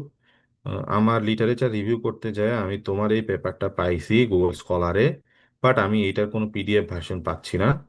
তো আমি তোমার এই পেপারে খুবই ইন্টারেস্টেড, এবং আই বিলিভ এটা আমার আন্ডারস্ট্যান্ডিং এর জন্য খুবই ভালো হবে। এবং can you please send me a copy of the paper, PDF copy of the paper, that's it. তারপরে থ্যাঙ্কস দিছি, রিগার্ডস। রিগার্ডসে আবার দেখো যে ফর্মাল পুরা আমার পরিচয় এখানে দিছি, that's it. So it's an example of a formal email, যেটা তুমি করে মানুষের কাছ থেকে পিডিএফ এর কপি চাইতে পারো, যদি একান্তই কোথাও পাচ্ছ না তখন। সো এটাই, এই পর্যন্তই আজকের ডিসকাশন ছিল। আই হোপ যে অনেক বেশি মানে নন টেকনিক্যাল পক পক হয়েছে, জ্ঞান দেওয়া হয়েছে। সো তারপরেও যদি তোমাদের কোনো কোশ্চেন থাকে জিজ্ঞেস করতে পারো।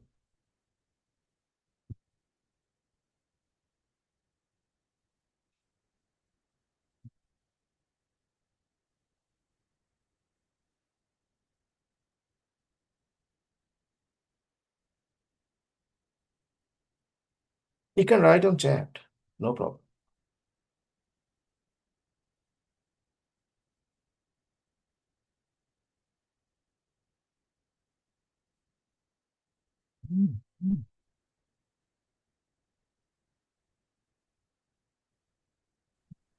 সালামু আলাইকুম ভাই, শোনা যায়?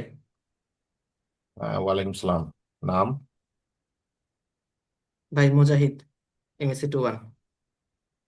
ও মুজাহিদ, কিরে কি খবর? আলহামদুলিল্লাহ ভাই, ভালো আছেন? বল। ভাই কোয়েশ্চেন হচ্ছে, ভাই ভালো লিখতে হলে ভালো পড়তে হবে ভাই, পড়তে তো ভাই খুবই কষ্ট লাগে।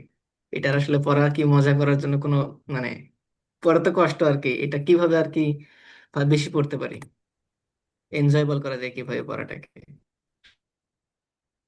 ওরা হচ্ছে কি, এটা খুবই ভালো একটা কোশ্চেন করছে মুজাহিদ। সেটা হচ্ছে যে কিভাবে পড়তে পারি, রাইট? তো ব্যাপারটা হচ্ছে কি, যে যে আমরা সবাই কোনো না কোনো সময় রিডার ব্লকে থাকি। সো এই ব্লকটা ফার্স্টে কাটাইতে হবে। তো তুই যদি ব্লক না কাটাইতে পারো, তাইলে তুই ভালো রিডার হতে পারবি না। আর আরেকটা জিনিস হচ্ছে, একবার যদি তুই রিডিং সাইকেলের মধ্যে করা উচিত যে না বের হওয়া। রিডিং সাইকেলের মধ্যে থেকে মানুষ কিভাবে বের হয়ে যায়? রিডিং সাইকেলের মধ্যে থেকে মানুষ বের হয়ে যায় যদি সে কন্টিনিউয়াসলি পড়াটা চালায় না যায়। এই জন্য একটা জিনিস আমরা খেয়াল করে দেখবো, যে ইফেক্টিভ যে সমস্ত পিপল আছে, যে সমস্ত মানুষরা ইফেক্টিভ লোকজন আছে, তারা দেখবা যে হইতেছে সবসময় ওই ঘুমানোর আগে হলেও 1 2 3 পাতা করে পড়ে ঘুমায়। কেন ঘুমায়? বা সকালবেলা উঠে নিউজ পেপারটা পড়ে, কেন পড়ে? কারণ হইতেছে এই যে রিডার্স ব্লকে যে ঢুকে যাওয়ার যে ব্যাপারটা, এইটা যাতে তার ভিতরে কাজ না করে, এই জন্য নিয়ম হচ্ছে যে রেগুলার বেসিসে কিছু না কিছু পড়া। আর শুরুতে যে ঝামেলাটা, যে আমি পড়াশোনাটা আমার কাছে খুবই ভালো লাগতেছে না, তাইলে প্রথমে কি করা উচিত, যে উম খুবই ফিকশন টাইপের কিছু জিনিস দিয়ে আসলে শুরু করা উচিত, যেগুলো পড়তে ভাল লাগে। এই টাইপের জিনিসপাতি দিয়ে পড়াশোনা শুরু করা উচিত, যেগুলো তোমার পড়তে ভাল লাগে। কি পড়তে ভাল লাগে এটা তো আর আমি জানবো না, তোমার পার্সোনাল চয়েস। সো যে সমস্ত জিনিস পড়তে ভাল লাগতেছে, ইভেন তুমি ধরো যে তোমার ইংরেজি বই পড়ে অভ্যাস নেই, তাহলে তোমার উচিত তুমি বাংলা দিয়েই শুরু করো। বাংলা হয়তো বা তুমি জীবনেও বই পড়ো নাই, তাহলে আমি বলবো তুমি বাংলাতে শুরু করো। বাংলা কোনো একটা ভালো উপন্যাস শুরু করো, অবশ্যই শুরুতে রবীন্দ্রনাথ বা শরৎচন্দ্র ধরতে যায় না, বা হইতেছে এই টাইপের কোনো হাই লেভেল রাইটারের বই পড়ার কোনো দরকার নাই, যেগুলোতে মনে করো যে আজাইরা টাইপের অনেক ইয়া আছে আর কি, কঠিন কঠিন ল্যাঙ্গুয়েজ ইউজ করছে, ওরকম না। খুবই সিম্পল টাইপের যারা সাবলীল ভাষায় লেখে, এদের বই দিয়ে শুরু করো। একটা দুইটা পড়ার পরে যখন তোমার মধ্যে কনফিডেন্স বিল্ড আপ করবে, তখন তুমি ধরো যে হইতেছে আর একটু ওকে, এখন আমার পড়তে ভালো লাগতেছে, তাইলে আমি একটু ইংরেজি বইটার দিকে ফোকাস করি, কারণ আমাদের আলটিমেটলি রিসার্চ পেপার কিন্তু ইংরেজিতে পড়তে হবে, রাইট? তো তুমি দ্রুত যখন একটু কনফিডেন্স পাইলে, তুমি তখন কিছু ইজি টাইপের হইতেছে ইংলিশ বই পাওয়া যায়, যেমন হইতেছে এটা নীলক্ষেত খুব বেশি পাওয়া যায়, যে তুমি ফর এক্সাম্পল যে শেক্সপিয়ারের বই, শেক্সপিয়ারের যে মেইন বই, মেইন যে মানে ওর যে উপন্যাসগুলো আছে, এগুলার একটাও, শেক্সপিয়ারের তার উপন্যাস থাকে না, ওগুলো হচ্ছে নাটক। তো এগুলা হইতেছে একটাও তোমার কাছে ইনিশিয়াল রাইটার হইলে তুমি কিছুই বুঝবা না। তো ওগুলার জন্য মেইড ইজি করা থাকে, তুমি ওগুলা পড়তে পারো। বা আমি সাজেস্ট করি, বা আমরা আমরা হচ্ছে যখন ছোটবেলায় বা আমরা পড়তাম, যখন পড়া মানে হইতে শুরু করছিলাম বা শিখতাম, সেই ক্ষেত্রে আমরা তখন ইংরেজি বই পড়া শুরু করতাম ইন্ডিয়ান রাইটারদের বই দিয়ে, বিশেষ করে চেতন ভাগা। চেতন ভাগাতের অসংখ্য বই আছে, এবং পড়তে ভালো লাগে। যেমন চেতন ভাগাতের হয়তো অনেকে চিনবে, যে থ্রি ইডিয়টস লিখছিল, যে 5 পয়েন্ট সামওয়ান। তো ওই টাইপের বইগুলো পড়লে আস্তে আস্তে তোমার মধ্যে একটা হ্যাবিট বিল্ড আপ হবে, যে হ্যাঁ আমি হচ্ছে এখন আস্তে আস্তে পড়তে পারতেছি।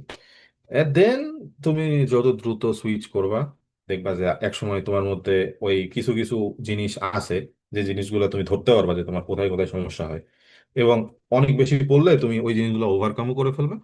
আলটিমেটলি তোমার মধ্যে রিডিং হ্যাবিটস তৈরি হবে, এবং তুমি তখন আস্তে আস্তে রিসার্চ পেপার পড়তেও মানে ইন্টারেস্টেড হবে। সো যদি তোমার একান্তই ছোটবেলা থেকে কোনো বই পড়ার অভ্যাস না থাকে, আর যদি বই পড়ার অভ্যাস থাকে, ছোটবেলা থেকে টুকটাক পড়ছো বা অনেক দিন ধরে পড়া হচ্ছে না, সেই ক্ষেত্রে ওই যে শুরুতে বললাম, যে তাহলে তুমি আস্তে আস্তে আবার শুরু করো, এবং ওই রিডার্স ব্লকটা কাটায় কাটায় উঠলেই দেখবা যে পড়তে ভালো লাগতেছে। এছাড়া আর কোনো অপশন নেই।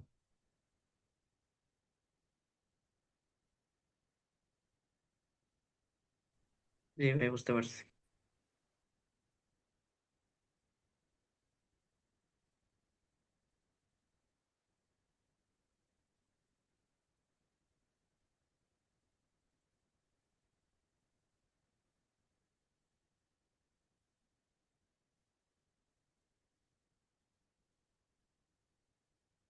বাহ, একজন দেখি বই পড়া শুরু করছে দেখা যায়। MR,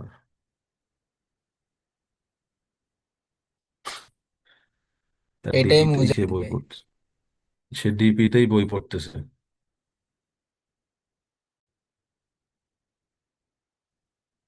ভাই ফিকশন পড়তে পারি, কিন্তু নন ফিকশনে খুব কষ্ট হয় ভাই। ফিকশন যদি পড়া যায়, নন ফিকশনে সমস্যা হওয়ার কথা না। নন ফিকশনে সমস্যা তখনই হয়, হওয়ার কথা যখন সে নন ফিকশন বুঝেন, তখন। একবার বোঝা গেলে তখন মানুষের ফিকশন পড়ে না। আমি লাস্ট ফিকশন পড়ছি কবে আমি নিজেই ভুলে গেছি। সো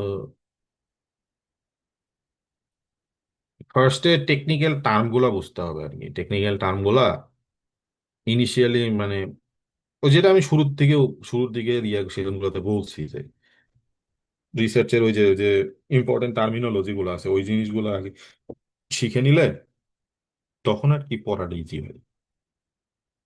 মেইনলি ঝামেলা তো ওই জায়গাতেই হয় সবার, যে সে আসলে বুঝতেছে না কি বলতেছে, তখন আর সে মোটিভেশন পায়।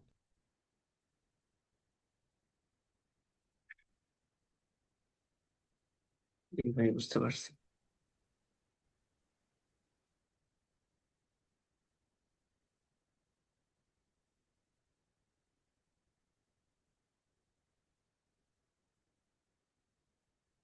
আসসালামু আলাইকুম ভাই। হ্যাঁ, আমি শাফি, ওয়ালাইকুম আসসালাম। Mechanical 2-3 series.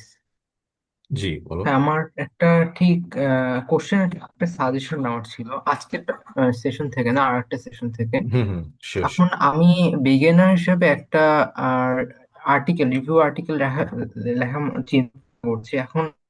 খুব বেসিক, বেসিক থেকে লেখা শুরু করব, যেমন যেমন এআই ইন যে কোনো জায়গায় অ্যাপ্লিকেশন গুলো আমরা কিভাবে ইমপ্রুভ করতে পারি, বা এই টাইপের জিনিসপত্রগুলো। মানে কমপ্লেক্স ইকুয়েশন বা কমপ্লেক্স কোনো সফটওয়্যার ইউজ করতে হবে না আমাকে। আহ, এই ধরনের রিভিউ পেপার লেখার কি কোনো সিগনিফিকেন্ট আছে নাকি, আমি জানতে চাচ্ছি। এটা কারোর কাছে রিচ করতে যাই, বা আমি একটা রিভিউ পেপার আছে আমার, আমার রিসার্চের একটা এক্সপিরিয়েন্স আছে, এটা দেখানোর জন্য কি এটা হেল্প করবে, নাকি এটা কোনো গ্র্যান্টেই নিবে না আমাকে, বা তোমার ফালতু টপিক তো সবাই করতে পারে, এই টাইপের একটা জিনিসপত্র। ইটস নট লাইক দ্যাট, যে তুমি কোথায় জিনিসটা ইউজ করতেছো, তো যে এই জিনিসটা কোথায় ইউজ করবে সেটার উপরে ডিপেন্ড করবে যে তোমার জিনিসটার ইম্প্যাক্ট কতখানি হবে।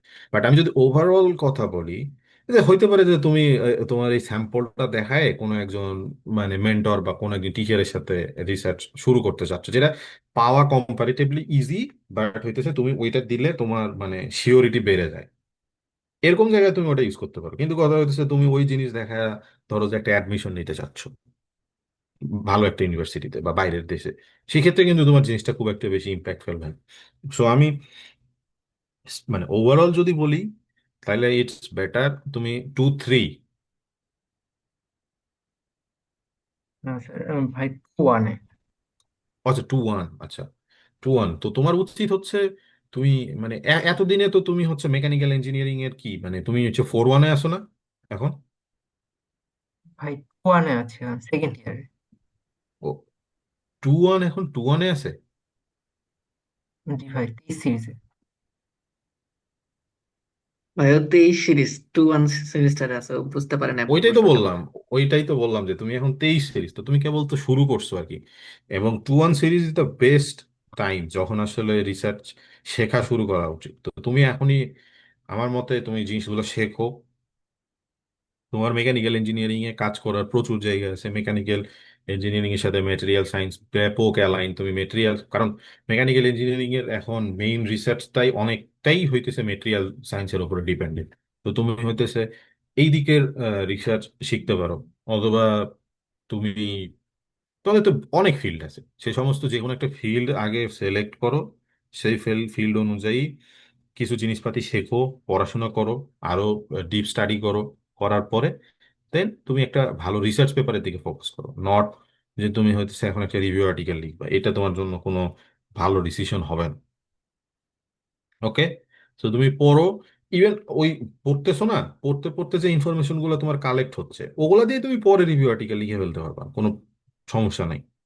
কিন্তু তুমি ইটস বেটার যে হইতেছে তুমি কোন একটা ভালো টপিক সিলেক্ট করে সেই টপিকের উপরে পড়াশোনা করো, ওই টপিক রিলেটেড বিভিন্ন ধরনের, ধরো যে উম, কোনো সিমুলেশন টুলস শেখা যায় কিনা, বা ল্যাবে কোনো কাজ করার কোনো অপরচুনিটি কোথাও পাওয়া যায় কিনা, এই সমস্ত জিনিসপাতি সিক করতে থাকো। বাট ধরো যে তুমি ল্যাবে কাজ করতে চাইতেছো, তার জন্য তোমাকে আগে নিজে ব্যাকগ্রাউন্ডে নিজে শিখতে হবে, তো জিনিসগুলো সম্পর্কে থিওরিটিক্যাল নলেজ থাকতে হবে, ওইগুলো ডেভেলপ করার ট্রাই করো। এবং সেই আইডিয়াগুলো যে ওই নির্দিষ্ট টিচারের সাথে যে শেয়ার করো যে আমি এই জিনিস পারি, আমি এই এই কাজটাতে আপনার সাথে জয়েন হতে চাচ্ছি, দেখবো যে এমনি তোমাকে নিয়ে নিবে।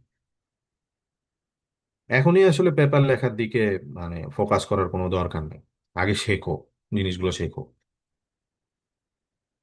আদারওয়াইজ ওই তুমি ধরো যে হচ্ছে মানে একটা মানে হযবরল অবস্থার মধ্যে পড়ে যাবে আর। কারণ এইটা তোমাদের মানে প্রাইম টাইম যখন হইতেছে শেখা, কারণ মেকানিক্যাল ইঞ্জিনিয়ারিং এখন তুমি শিখতেছো, কারণ কিছু কিছু কোর্স এখন তোমার অ্যাড হচ্ছে জায়গায় জায়গায়। তো এখন তুমি যে জিনিসটা করবা, যে তুমি ধরো যে এখন যে টপিকে, ফর এক্সাম্পল তুমি এআই এর উপরে একটা রিভিউ আর্টিকেল করলা, ঠিক আছে, তুমি দেখবা যে এরপরে তোমার ফ্লুইড ডাইনামিক্স ভালো লেগে গেছে, তো তুমি তখন কম্পিটিশনাল ফ্লুইড ডাইনামিক্স নিয়ে কাজ করা শুরু করছো। হয়তোবা তুমি পরে ওর মধ্যে এআই ইনকর্পোরেট করতে পারবা, কিন্তু তুমি তুমি শুরুতে যে পেপার করছো সেটা ছিল এআই ইন অটোমেশন। তো তখন তুমি জিনিসটাকে তো আলটিমেটলি তোমার এই কাজটা বৃথা হয়ে যাবে। আর এই স্টেজে তুমি খুব মানে ওই ভালো লেভেলের যে লিখবা, যে ভালো Q1 লেভেলে যে পাবলিশ করবা, ওরকম হওয়ার possibility I think com. So it's important যে তুমি মানে শেখার দিকে ফোকাস করো। যেমন এখান থেকে তুমি পুরা সেশনটা হয়তো আই হোপ আই গেস যে তুমি পুরা সেশনটা কভার করছো ডে 1 থেকে। তো তুমি তো মোটামুটি একটা রিসার্চে কিভাবে করতে হয় কি করতে হয় এই রিলেটেড একটা সবক পাইলা। এই জিনিসটার উপরেই এখন আমি তো বলছি যে কোন স্টেজে কি করতে হবে, কেমন করে আগাইতে হবে, ওইটাকে ফলো করে তুমি আগাইতে থাকো, দেখবে যে ভালো করবে। আর as soon as possible try করো যে মেন্টর খুঁজে বের করো, যে ভালো কাজ করে, যারা ভালো কাজ করে। নট অনলি যে যারা খালি পেপার লেখে, এরকম কিন্তু বহুত লোকজন আছে খালি পেপার লেখে, এইটা ওইটা টপিক নিয়ে খালি ধোঁয়ায় পেপার লেখে, এইগুলার দিকে যাবা না, জিন্দেগিতেও এগুলার দিকে যাবা না। এগুলোর দিকে গেলে তুমি শেষ। দেখো যে কারা অ্যাকচুয়ালি রিসার্চ করে, তাদের মাইন্ডসেট রিসার্চের দিকে কিনা, তারা ইনোভেশন নিয়ে কাজ করতে চায় কিনা, এই টাইপের লোকজন খুঁজে বের করে এবং তাদের আন্ডারে কাজ করার ট্রাই করে। এটাই তোমার জন্য সাজেশন। এই জায়গাতে আমার প্রবলেম আছে ভাই। এখন আমি একটা রিসার্চারের কাছে যে আমি প্রপোজাল দিব বা অ্যাপ্রোচ করতে হুম যাব, হুম ওই হুম রিসার্চার আমাকে কেন নিবে? তার হচ্ছে অ্যাসিস্ট্যান্ট হিসাবে বা আহ, একটা পেপারে যে কাজ করতে আমাকে নিবে। আমি হুম সবাই তো বলবে যে আমি এই টুলস চালাতে পারি, আমি সলিড ওয়ার্কস পারি, আমি হুম এই ম্যাটল্যাব পারি, সবই পারি। এখন হুম। যখন একজন রিক্রুট করে, তখন তো সে তো কোনো টেস্ট হিসেবে নেয় না, বা একটা পরীক্ষা দিয়ে নিল বা এরকম। সে তো একটা মানুষকে চেনে নিয়ে নিল হবে। মানে বাইরের দেশে বা বাংলাদেশে যদি আমি কোনো টিচারকে রিচ করতে চাই, এমনে করে। সাপোজ সাপোজ আমি আমার ডিপার্টমেন্টে একটা টিচারের কাছে গেলাম, তো ওই হুম। স্যারটা আমাকে চেনে না ঠিকঠাক তোমার ভাবে, তোমার কিন্তু তোমার আমি চেহারা স্যারকে দেখে যে নিয়ে বললাম, নিবে তাই বলতেছো? হ্যাঁ, ইটস চেহারা দেখে নট তো like that, it's not like that. সে তোমাকে রিক্রুট করবে, সে তোমাকে ধরো যে হচ্ছে ফার্স্টে ইন্টারভিউ করবে, দেনই ঢুকাবে, এটার শিওর থাকো। এখন সেটা তুমি ফর্মাল ইন্টারভিউ বলো আর ইনফর্মাল ইন্টারভিউ বলো, বাট তোমাকে তো আমি বললাম যে হচ্ছে তুমি কিছু তুমি তোমার ওই টুলস দিয়ে কিছু প্রজেক্ট করো, সেই প্রজেক্ট গুলা রাখো, যখন কেউ তোমাকে দেখতে চায় তুমি বের করে দেখাও। সে যদি দেখতে নাও চায়, তুমি নিজে থেকে বলো যে হতেছে আমি তো এই জিনিস পারি, আমি এই প্রজেক্ট গুলা করছি, সেন্ড করো, আপত্তি তো করবে নাকি,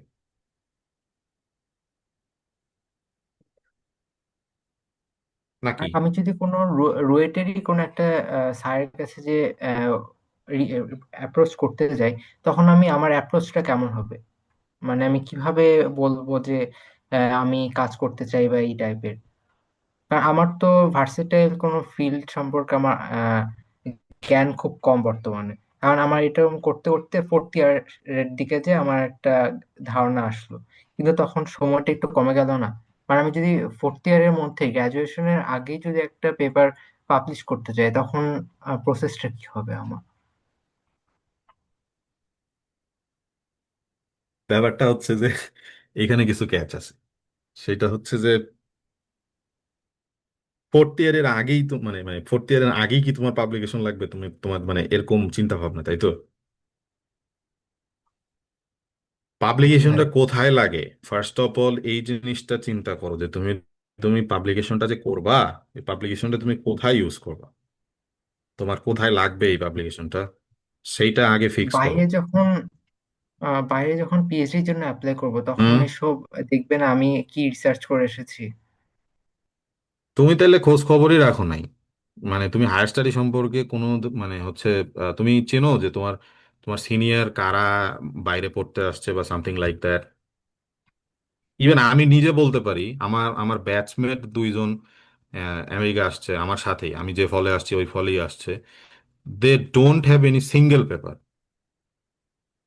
তাদের কোনো কনফারেন্স আর্টিকেলও নাই। ইভেন তাদের সিজিপিএ যে আকাশচুম্বী তা না। ইভেন আমার আরেকটা একটা ফ্রেন্ড আসছে, তার সিজিপিএ ফার্স্ট মানে জুনিয়র ইয়ারে, মানে ফার্স্ট ইয়ার সেকেন্ড ইয়ার দুইটা মিলায়ে থ্রির নিচে ছিল। সিনিয়র ইয়ারে আইসা সে ভালো করার পরে আলটিমেটলি শেষ করছে সম্ভবত 3.3 to 4 এই রেঞ্জে। তার কোনো কিন্তু সিঙ্গেল পাবলিকেশনস নাই, নাথিং। সে কিন্তু পিএইচডি শুরু করছে। তারপরে আরেকটা ফ্রেন্ড যে, তার সিজিপিএ মোটামুটি ভালো, সে 3.5 এর উপরে, কিন্তু তার কোনো সিঙ্গেল পাবলিকেশন ছিল না, সে কিন্তু চলে আসছে। এরকম অহরহ উদাহরণ দেয়া যায়, যাদেরকে তুমি মনে করো যে হইতেছে আহ, দেখতে পারবা হায়ার স্টাডিজের জন্য যে। But the thing is that, যে তারা আসতে পারছে কারণ তারা যখন ইন্টারভিউয়ে ছিল, তারা তখন ইন্টারভিউয়ে হয়তো বা ভালো করছে। সো ইটস ইম্পর্টেন্ট যে তুমি, এই জন্য আমি বারবার বলতেছি, focus on skill development, not publication. Publication দিয়ে কিছুই হয় না। যদি তুমি মানে হইতেছে ইন্টারভিউ, হ্যাঁ তোমাকে পাবলিকেশন সর্বোচ্চ একটা ইন্টারভিউ পর্যন্ত নিয়ে যাইতে পারে, কিন্তু ইন্টারভিউ যেয়ে তোমাকে নিজেকে নিজে প্রুফ করতে হবে। সো ফোকাস অন দ্যাট, যে তুমি হইতেছে জিনিসটা শিখতে পারতেছো কিনা। তুমি যদি আর যে ব্যাপারটা হচ্ছে, তুমি যদি স্কিলটা ডেভেলপ করে ফেলতে পারো, তুমি অটোমেটিক্যালি শত শত পাবলিকেশন করে ফেলতে পারবো, পাবলিকেশন করা কোনো ব্যাপার। সো আর্লি স্টেজে এই জিনিসটা যে আমাদের ছেলে পেলে দেশের মাথার মধ্যে কে ঢুকাইছে যে পাবলিকেশন পাবলিকেশন, আমার কাছে এত বিরক্ত লাগে। এবং এই জিনিসটাই আমি সবাইকে বোঝানোর চেষ্টা করি যে পাবলিকেশন না, কোয়ালিটিতে ফোকাস করো। এবং ভাই ইভেনচুয়ালি লোকজন ল্যাব নেওয়ার লোকজন সময় স্যার বলছিলেন পাবলিকেশন লাগবে। আহ তো তো ইভেন মানে হইতেছে আসলে উম, এই জিনিসটা থেকে মানে এই ধরনের ভুল ধারণা থেকে আসলে বের হয়ে আসা উচিত। কারণ আন্ডার গ্র্যাড হইতেছে যে শেখার জায়গা, এখানে তুমি যদি না শিখো তুমি রিসার্চ করবা কেমনে, তাই না? আর তোমার যে আরেকটা কোশ্চেন ছিল যে হইতেছে আমি যদি ফোর্থ ইয়ারের আগে পাবলিকেশন করতে চাই তাহলে কিভাবে করব, সেটার পুরা অ্যাপ্রোচ তো আমি এর আগে বলছি যে তোমাকে হইতেছে এখন থেকে শুরু করো ওয়ান বাই ওয়ান। আর তোমাকে মেন্টর খুঁজে বের করার মানে এই না তো তুমি যে কাল মানে কালকেই যায় তোমাকে খুঁজে বের করতে হবে। এখন তোমার মাথার মধ্যে জিনিসটা ঢুকাই দিছি যে তোমার মেন্টর খুঁজে বের করা লাগবে, তোমার মাথার মধ্যে অলরেডি জিনিসটা থাকবে, দেখবে যে তুমি আগামী 3 বা 4 মাসের মধ্যে ভালো একজন মেন্টর পাইই যাবে। কারণ এই জিনিসটা তোমার মাথার মধ্যে ছিল না, তুমি খুঁজে দেখো নাই, তোমার আশপাশে অনেকেই কাজ করে, অনেকেই ভালো কাজ করে, কিন্তু তুমি তাদেরকে আগে পাত্তা দাও নাই, বাট এখন দিবা। So I hope you will get a very good mentor soon.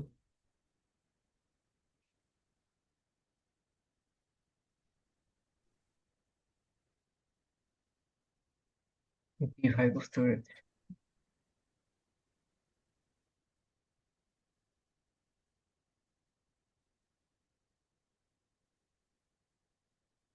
Never ভাই ফোকাস একটা হায়ার অন স্টাডিজ দ্য নিয়েও সেশন নিয়ে নেন ভাই।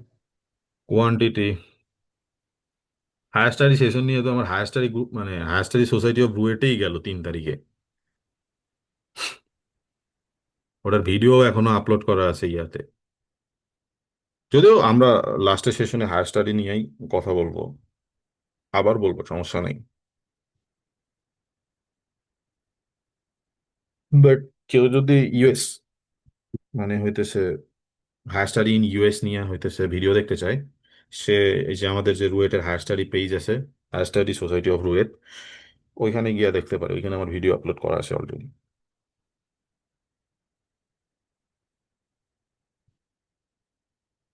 ওইখানে ধরো যে তোমার হায়ার স্টাডিজের মানে প্রিপারেশন কেমন হওয়া উচিত থেকে শুরু করে কি কোন স্টেজে কি করা উচিত, সমস্ত জিনিসপাতি নিয়ে ডিসকাশন করা আছে, কেমনে কেমনে আসে। ওই প্রসেসটা আমি রেকমেন্ড করবো যে ওই ভিডিওটা সবাই দেখতে, সবাইকে দেখতে। কারণ হচ্ছে কি, ওই ভিডিওটা দেখলে না তোমার এই স্টেজে কি করা উচিত এইটা সম্পর্কে একটা ক্রিস্টাল ক্লিয়ার নলেজ হবে। যেমন একটু আগে যে বলতেছিল যে তার হইতেছে যে মানে সে বুঝতেছে না যে তার আসলে পাবলিকেশনটা কোথায় কাজে লাগবে।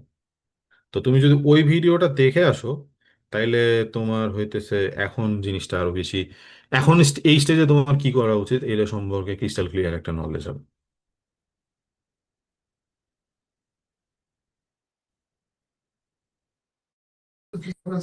বা একটা প্রশ্ন আসছে, সেটা হচ্ছে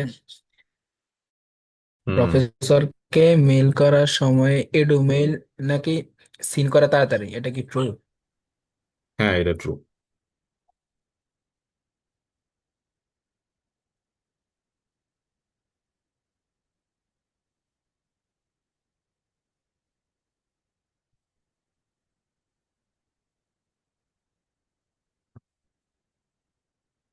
ফর্মাল ইমেল দিয়ে ইমেল করা উচিত। ঠিক আছে ভাই, আর কোনো প্রশ্ন নাই আজকের।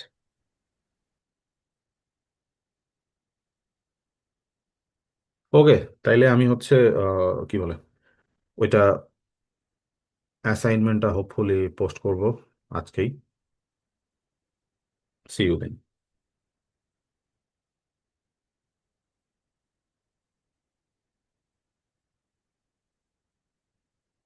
আমি বলছি যে অফিসিয়াল নাম মানে কি জানি কোশ্চেন করছে, আমি বলছি রুয়েটের ইমেল কিন্তু অবশ্যই প্রফেশনাল ইমেল, বাট জিনিসটা দেখতে মনে হয় না, এইটা বুঝ।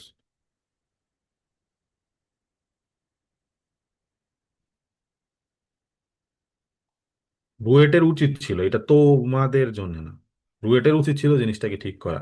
বাট যেহেতু তোরা দিয়ে দিছে, এইটাই অফিসিয়াল মিল, এইটাই ইউজ করতে হবে।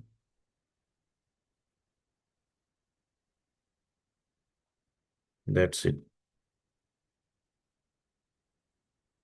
ওকে, সি ইউ।